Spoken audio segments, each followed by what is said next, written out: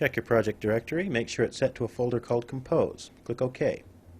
Go to File and load a scene from the Scenes folder called Compose4.fxs. If you've had a chance to look at the rolling demos, you would have seen one with a guy holding a box and trembling under the weight. If you ever wondered how you were going to animate that, well, here's how you do it.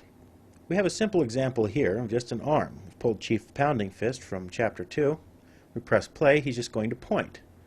When he points, we want him to bounce up and down like a ruler that's just been flipped. So he's going to shake his most just as he points and then go back down to a steady hand. We could keyframe all of that in, but it would take too long, especially if you have a really old character and you have to keyframe all of his limbs, one single frame at a time.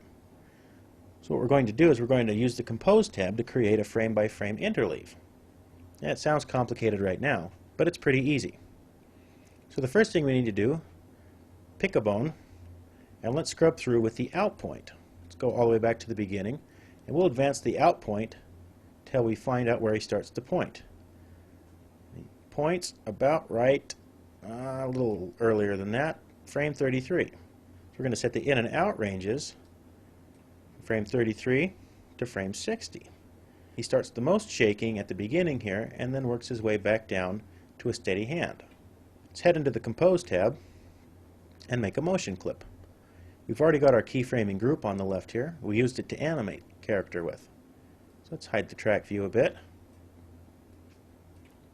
And let's cut a clip. I'm going to make this one, I'm going to call this one Arm Shake. It's going to use the current group, and we're only recording rotation this time, not all channels. Type is an animation. We set it to the in and out points. We're going to copy, not cut.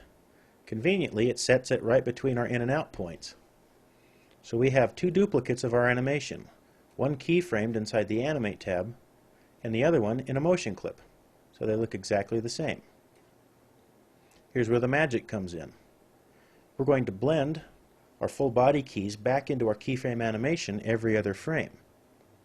There's a little mix function down here that tells the clip how much influence it has over the keyframed mesh.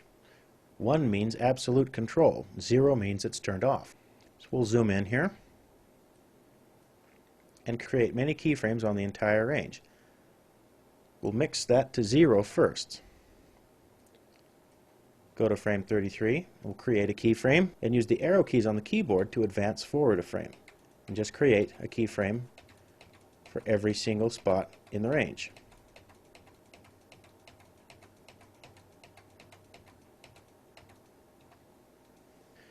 The beginning and out points will be at 0, which means the clip won't have any influence over our keyframe animation. But we're going to blend every other frame up to 1. So type in 1 after you highlight it, so the clip has 100% control.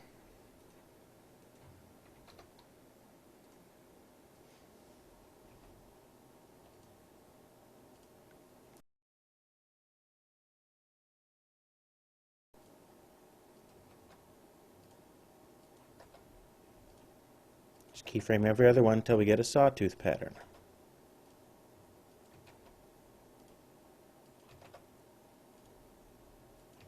And we'll just leave the last two at 0.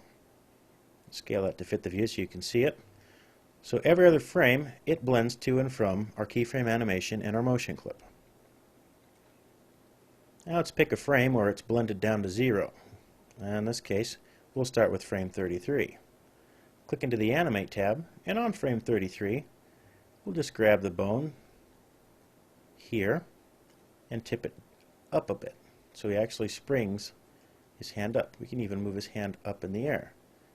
And we'll create a slope between the intermediate keyframes that go from the most change to the least amount of change.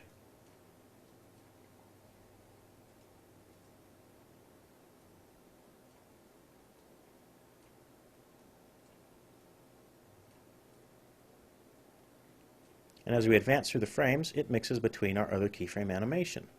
You can see it gets less and less as we near the 0 point on the end, because these keyframes are exactly the same on the clip and our keyframe animation.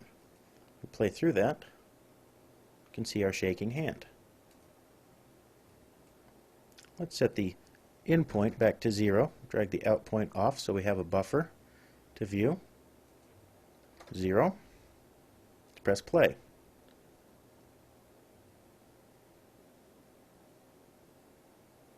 Go to File and save this scene as Compose4A.fxs.